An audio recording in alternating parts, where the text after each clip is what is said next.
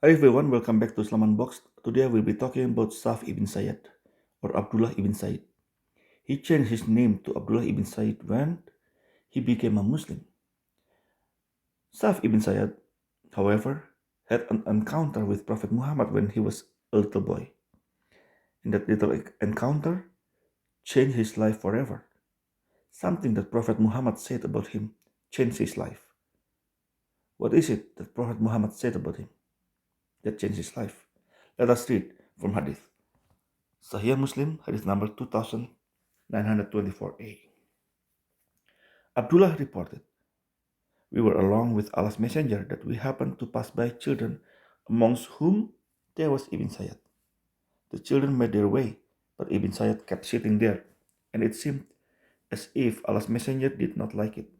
He sitting with the children, and said to him, 'May your nose be smeared with dust. Don't you bear testimony to the fact that I am the Messenger of Allah?' Thereupon he said, 'No, but you should bear testimony that I am the Messenger of Allah.' Thereupon Umar bin Khattab said, 'Allah's Messenger, permit me to that I should kill him.' Thereupon Allah's Messenger said, 'If he is that person who is in your mind, aka Dajjal, you will not be able to kill him.'" So now I know the hadith is crazy, right? Just because a kid rebuked Prophet Muhammad, Umar wanted to kill him. A little kid. Wow. Anyway, so he rebuked Prophet Muhammad. He said, "No, you should testify that I am the Prophet of Allah." That's a little funny, I think. Anyway, now let's go to the next hadith. Next hadith. Sahih Muslim, hadith number 2924b. Abdullah reported, "We were walking with Allah's Messenger that Ibn Sayyad happened to pass by him. Allah's Messenger said to him, 'I have concealed for you something to test you. So tell me.' He said, 'It is Duk.' Thereupon Allah's Messenger said to him, 'Be off. You cannot get farther than your rank.' Whereupon Umar said, 'Allah's Messenger, permit me to strike his neck.' Thereupon Allah's Messenger said, 'Leave him. If he is that one, Dajjal, whom you apprehend, you will not be able to kill him.'" So you may be confused with this hadith. You don't know what the hadith talking about, right? But these two hadith are a little bit different, right? They're not quite the same, but they're similar. But let me put the hadith together so we can see the bigger picture, so we can understand the context. So we go back to the first hadith. So Prophet Muhammad was not like Jesus, who loved his children. Prophet Muhammad wanted them to go away. He didn't like sitting near children. So after Ibn Sayyad rebuked him, right, and saying, "No, you should testify that I am the messenger of Allah." So, and then now we go to the next hadith.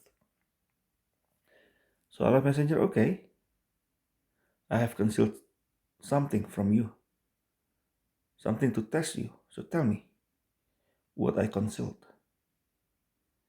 And Ibn Sayyad said it is duk. Duk means pain. And from this hadith, we can see that Ibn Sayyad was right. Prophet Muhammad was surprised. "Be off, get lost. You cannot go further than your rank. You cannot go anywhere with that." So it means now people can see that he can see what has been concealed from him.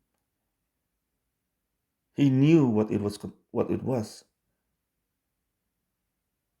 So Prophet Muhammad was surprised by that. Anyway, now let's go to the next one.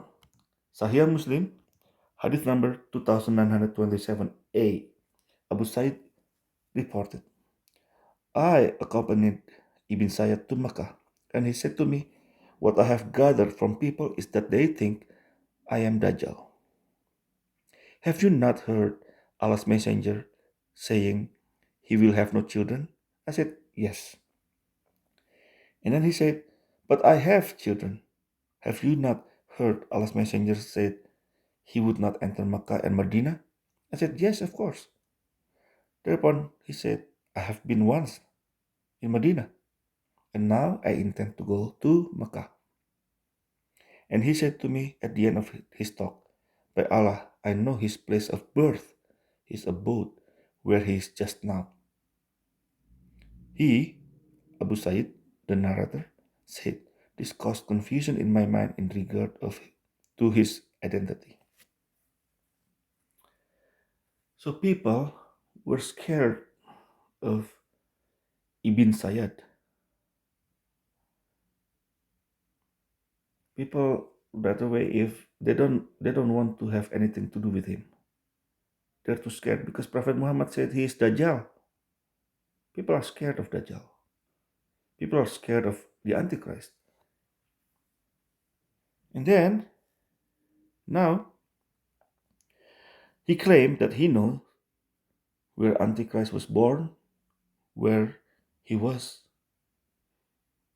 So now, the narrator, Abu Sa'id, said, this caused confusion in my mind in regard to his identity. Now let's go to the next hadith. Sahih Muslim, hadith number 2927c.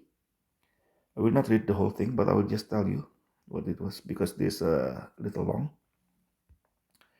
So people were so scared of Ibn Sayyad or Abdullah Ibn Said. So people usually, if when they wherever they go, people like the narrator Abu Said Al Khudri said, people dispersed. Only me and him were left. I felt, look at this, what he said. I felt terribly frightened. So the narrator is so scared of him.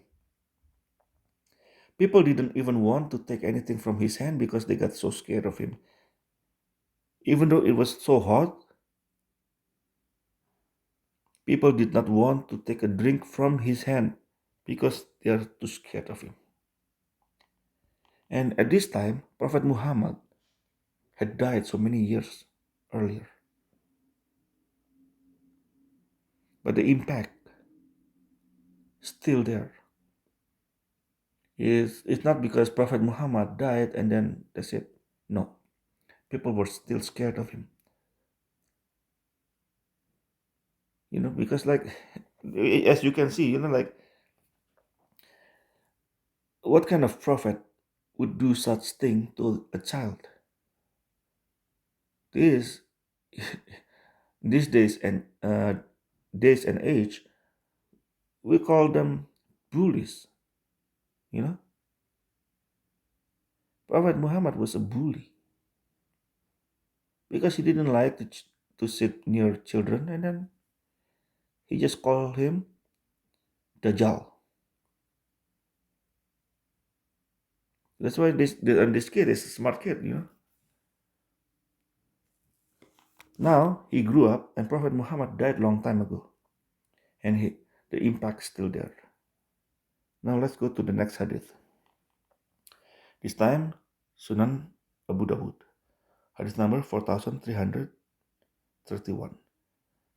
Muhammad ibn al-Munkadir told that he saw Jabir ibn Abdullah swearing by Allah that Ibn as-Said was the Dajjal, Antichrist. I expressed my surprise by saying, you swear by Allah. He said, I heard Umar swearing to that in the presence of the Messenger of Allah. But the Messenger of Allah did not make any objection to it. So Jabir ibn Abdullah saw Umar swearing that this kid was Dajjal in front of Prophet Muhammad. And Prophet Muhammad did not say anything. So it means Umar was telling the truth, right? Now let's go to the last hadith, also Sunan Abi Dawud. Hadith number 4332, narrated Jabir ibn Abdullah. We saw the last of Ibn Sayyad at the Battle of Hara. Now, the Battle of Hara occurred in year 680 to 683. 683 means 51 years after the death of Prophet Muhammad. Ibn Sayyad did not die in the battle, because if he did die, they would have found his body. He did not die. He disappeared. That's why the hadith said, we saw the last of Ibn Sayyad at the Battle of Hara.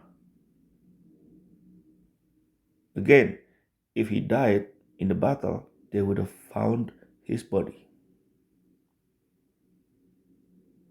Right? Now, 51 years after the death of Muhammad, he could not. This what my thought is. People still thinking that he was Dajjal. People still avoiding him. Did not want to have anything to do with him. Did not even want to get close to him. He couldn't take it anymore. He disappeared. Imagine, bullied by your own prophet. So do you, if you're a Muslim listening to this and reading this hadith, do you still think Muhammad was a prophet? Or do you think he is not a bully? Come on. Please read the hadith and think about it with clear minds. So, anyway, that's all from me tonight. So, I hope if you are a Muslim listening to this, you read the hadith one more time and carefully rethink about Prophet Muhammad. He's not a prophet, he's just a bully. That's all from me tonight. Whether you believe Muhammad was a prophet or a bully, God bless you all. Have a nice life.